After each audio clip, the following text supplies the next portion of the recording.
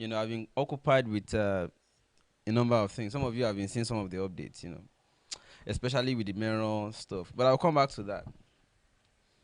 Mm. Waiting I wear. Nah, that girl where I won't marry you. Now she talks say make I wear their church clothes today. the jersey they do for their church convention. So I say make I do am. Okay, I fly am. I wear no wahala.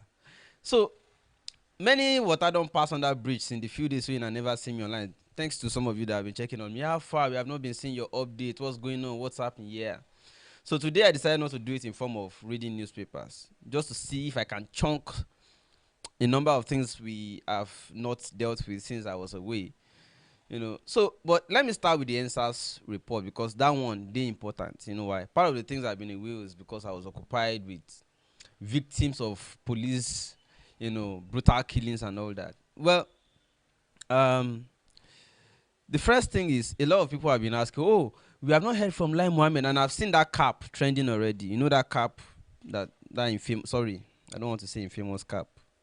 That cap, Lai Mohammed's cap, has been trending. I don't know why people want to just somebody's father. Please, let's be cautious. Let's be decorous. Let's be guided. It's somebody's father. So, but let me inform you that in case you are waiting for Lai Mohammed's response, he's busy. You will hear from him.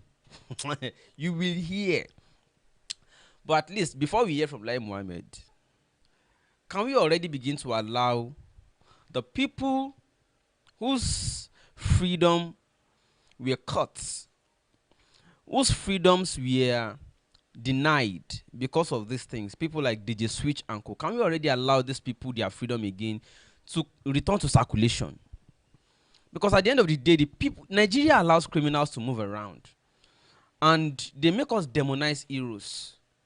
People like DJ Switch, what was their offense? I mean, I really like to see them back in circulation. Nigerians, this is the next phase of the struggle. We should begin to fight for the true heroes to be free. Showore is limited in Abuja for doing what? Criminals who are stealing government money and all of that, they are free. In fact, it is the criminals who are determining who should be in prison for trying to do the right thing. Must Nigeria be a crime state? No, it's wrong. And for as long as we are not talking the truth, it will soon be the turn of everybody. That takes us to the building story, for instance. A lot of people have already said the Nigeria police force, and they are not pretending about it. They are not even trying to give any attitude that dismisses these allegations. That the Nigeria police force is actually the elite police, not police for justice or police for people. And the Nigeria police force is not even pretending that it is not true. Okay, now, ever since buildings have been collapsing, not only in Lagos, even everywhere in the country, how many times has it been the duty of the IG to send advance team, send this team, send that team, to go and bombard the place, do this, do that, and then the IG will come, and then they start, showing their I don't want to call it madness, as we saw with the 360 degrees building in Ikoyi. I'm not saying it's wrong, but I'm saying you are even making it too obvious that you are only for few people, the elite. Now, okay, another one has collapsed. When is the IG coming? No, when is the IG coming? When are those politicians making statements regarding the other ones that have collapsed? Hey, we condone, we do this. How many buildings have collapsed? Why are you selective? Are you only for few? And you are not even pretending about it. And I don't even blame them. Now the people where the political hallelujah boys, the cheap data boys, now them are the I don't even understand. What didn't do? Shall I leave them? Now, still talking about the Nigeria police force and the hypocrisy that is everywhere. Now, the IG pretended he has not heard about the Meiran shooting. They killed at Meiran. In fact, it is the human angle part that even got me occupied lately, for those of you who have been following, and I appreciate you for the support. Now, we now got to find out that the mother of that boy, that vulcanizer apprentice, who was killed. In fact, you know, the funniest again is that it was a very little boy, not belligerent, not he has no concern with anything. He was just going like somebody who is just going to look for means of livelihood. If that guy were to be like around, like to be around that kind, like say 20 something, maybe they would have even alleged the, you know, Nigerian knows how to blame the dead. Maybe they would have even said no, he was among the people and that is why he was shot. He was among those who were trying to fight the police. Innocent boy going on his own, and he was not even shot from the front. The bullet met him from the back and ruptured his anatomy and brought out his intestines. Little boy. And yet, guess what? Your IG pretended he has not seen it. We tag him every day on this case. The Lagos Police Commissioner pretended he has not seen it. Your Lagos State Governor pretends he hasn't seen it. But they will go to Ikoyi building because it concerns the elite. Now, the police force is not for the people. Politicians are not there to serve the people. They are not there for us. No, I'm not trying to make you cry. It's just sad. See, this country is a very sad place. And the people that you think are supposed to do something right, they are the ones who will shy away from it. They will even come against you for even trying to speak the right thing. Just for trying to fight that the road should be fixed in Ota. Do you know what we face every day? To fix road, though, like normal responsibility, they say you are embarrassing our governor. Did I know him from you? Did you know that governor from anywhere? No, until he became governor. Who were you to him? Did he know you?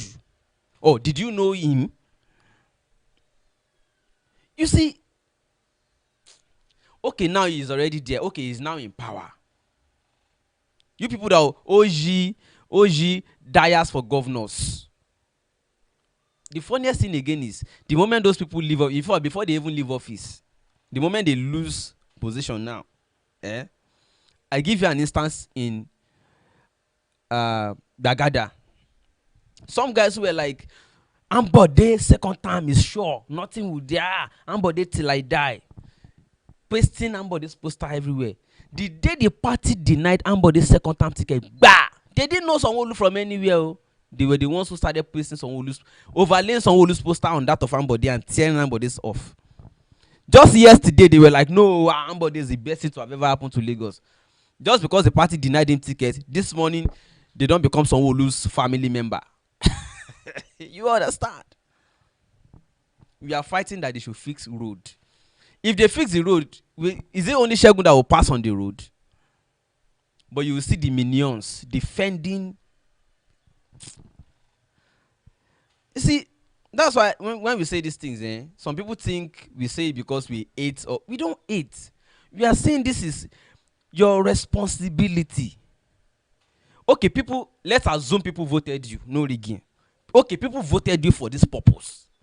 We are now saying, okay, come and do the reason they ask you, they give you the mandate. Okay, you have won. Oh yeah, now, fix this thing now. They say you want to embarrass the governor. Now me, they embarrass you. I've been at the road where you know grief fix, they embarrass you. Now the road where you know grief fix, now I'm the embarrass you, no be me. I'm only asking that you do the right thing, that's all. But you see them, Nigerians, so sad. That's why when I was saying it, guys, hey, let's do this, let's do that. We know the problems in the country. And we know that the problem is not, yes, maybe to a great extent, the leadership. But to a larger extent, the people in it, we know them. So that is why when we use the psychology to play, we are not idiots. Yeah, you hate it, bro. We don't hate him. I've said it many times. I love him for rising to the occasion when government failed to protect the people. But I also know that the people who are pushing him, you won't see them when the state comes after him. I said it long ago. But you see, atamo is what they are now doing. I'm not trying to attack anybody. Again, I'm saying let's get things. Let's understand our environment and know how to do what we have to do. Now you won't see the IG. We have been tagging the Nigeria Police Force, Police Complaint Response Unit, this and that, blah blah blah, Lagos State Governor, Lagos Police Command. We've been tagging all of them since that Meiran incident happened. Nobody. They are pretending like they didn't see it until we start legal action. But for me, let us even first start or try help the family. Like I want to, because the human angle concern for me is like this woman, the only boy who used to take her around, take her to toilet, to go and pee, to go and shit and all that. I didn't know her from Adam, so it's not as if I'm working for family member. It's just humanity.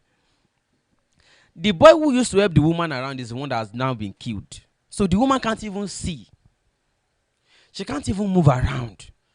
She's now restricted indoor. And the place they're even managing to sleep in is a shop that has no window, no ventilation. Everywhere is dark. They just shut her in that door. When she was crying, I could not cry. I had to be begging her, don't cry. Because crying, shedding tears into the eye, into the socket of the eye that does not even, you can't even discharge the tears. You can't go out because the eyelids are closed. How will the tears go out?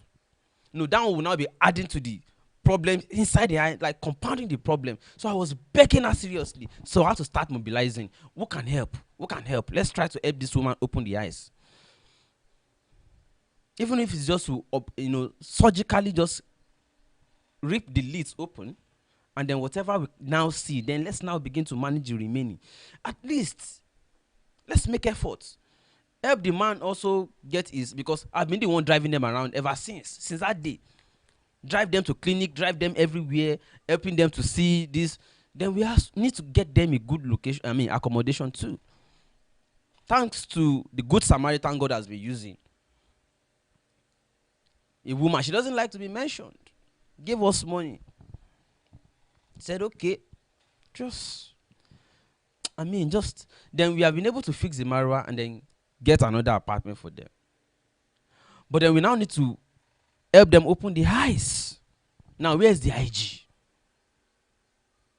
Now, where are all those eye service people everywhere? Even the one you cause, you don't even want to take responsibility for it. Let alone of the one that you're supposed to just intervene. You see, all sort of rubbish. Most of the problems in Nigeria are not natural disasters. They are man-made. They are caused by our own deliberate causations.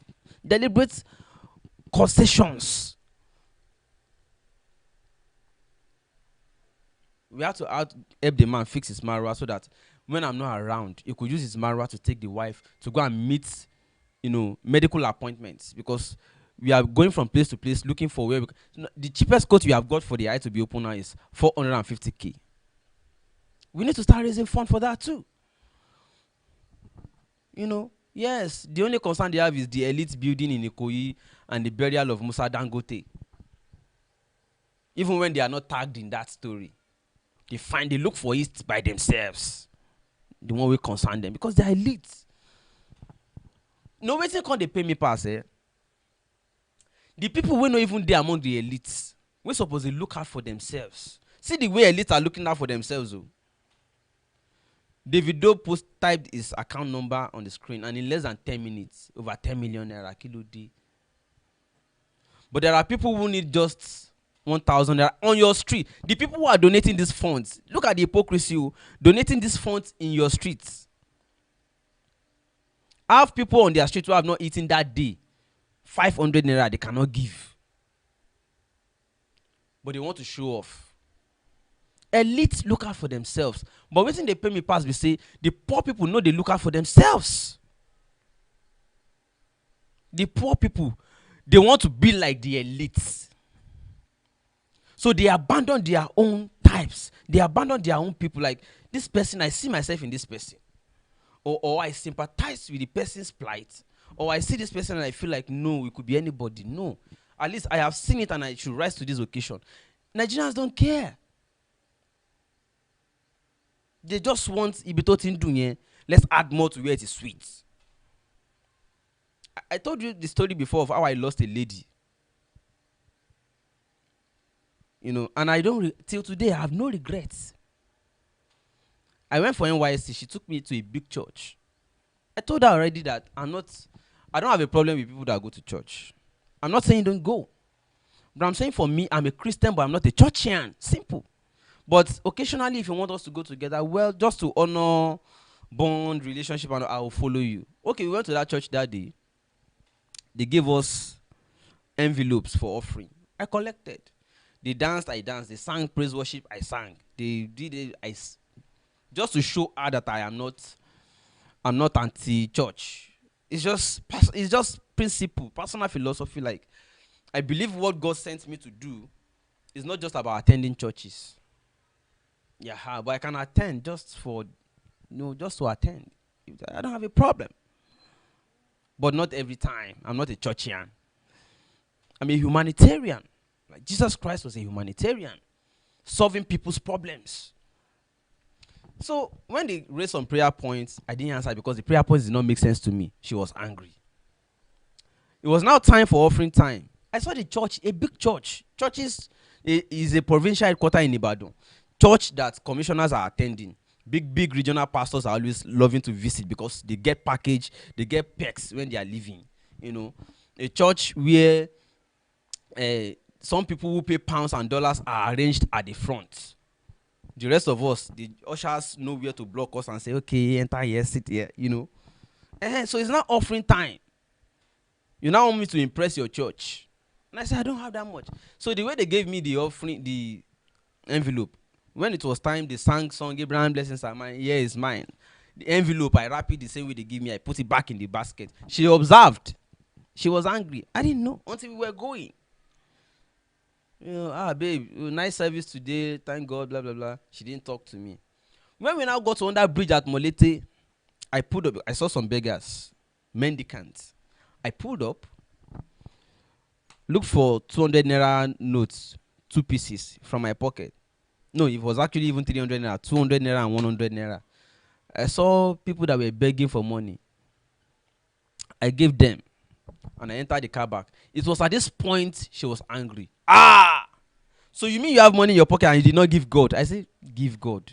Show me where the money is getting to God. Some of the, like, see, my own money, for instance, will not even get to the general accounting post. It is the ushers that will sort the money, sort the, the small ones where people like me put on now. The usher go take enter motor go house or take buy something for a road for him picking for house. The real serious offering, they go still. So I now ask her a question. I say, wait, God is not the one collecting this money. I understand you want to mean that we are using it to support the work of God, but I'm saying this is already a big church. They are enjoying. They have everything. Even if I want to support God's work, I will look for where it will be impactful, where it will be useful. That the little I'm giving is useful here. Because I don't have pounds and dollars. The little I have, I'll give it where it will count, not where it will not even count. Because the ones that need it are there, not the ones who already have. Then I asked her a question. If you use a cup of water to take water from your house, take water from your house, then go to Third Milan Bridge, pour it in lagoon, will it have any impact? She reluctantly answered no. I said, but if I use that cup of water to give somebody who is thirsty under this bridge to drink, I may be saving a life because it might be that little water that will revive that person and they will continue to survive. She understood it, but she struggled with it.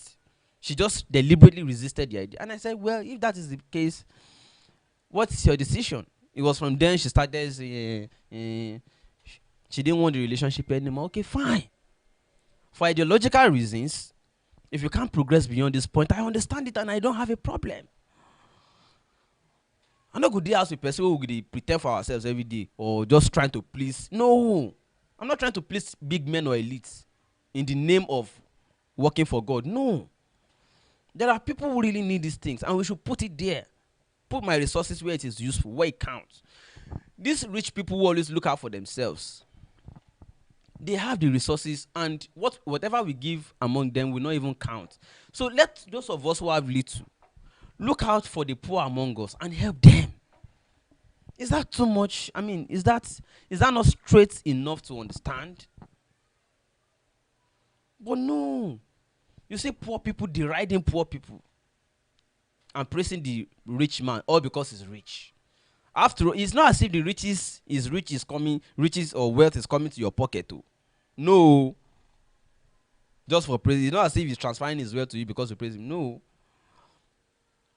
But because you ate your type, you ate your kind.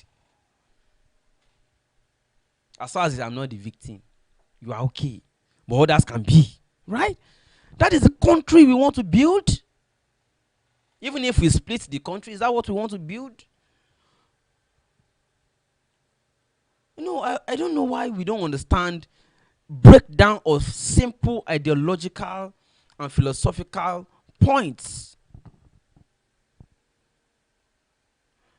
No, but seriously, are these points not clear? Why must we always try to please the rich while joining hands to pummel our types or our likes? People will be like us. We go join the rich, pummel them. Because no be our turn yesterday, they won't pummel us. Why are we like this? Okay, I have no problem with the IG. People will put on there and then they work for. Elite police. That's what Nigeria police force is. We understand. But at least once a while, if they cannot pretend that they also are there for the people, at least let the people stand up for themselves. If they cannot pretend that they at least once a while work for, let those people at least for themselves rise up for themselves. Is that too difficult to understand? Waiting again. Things don't happen, no. Between that time where I never come online and now, things, Pia. Anyone again where I miss?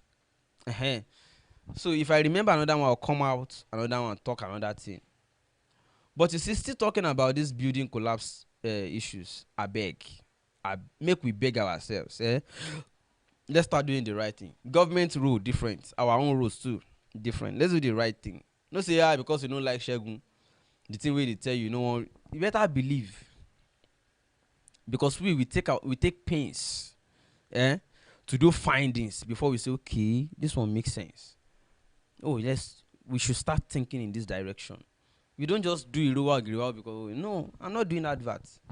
I'm recommending. So, listen to Adiola Fire and I'll see you again. Really inspired by this man's story, even though he's paying us to talk about the ad. But before we get to the ad, ladies and gentlemen, please meet Mr. Abiodun Akinyemi, a man who is looking to solve the big chunk of the housing crisis that we have in Nigeria by making affordable, self-sufficient homes. This kind of homes are becoming more and more popular, by the way, because they are efficient and they are environmentally friendly, and then it costs less to make them if you think about it in the long run. Anyway, before I tell you about the smart homes that he's building, let me tell you a little bit about his story. He's based in Canada right now, and he decided to build a house in Lagos, Nigeria, where he's from. But upon making inquiries, the cost of building a house has increased significantly since he moved to Canada. So instead of using concrete brick throughout his construction, he substituted it with laterite, and he was able to save 30% of the construction cost. Laterite has a lot of advantages, by the way, including warming your home during the cold weather, cooling your home in the hot season. It's cheaper because it's readily available. It's everywhere in Nigeria. It has high clay content, which means it can hold more water. Laterite gives you better air quality. So if you build your house with laterite, you can breathe in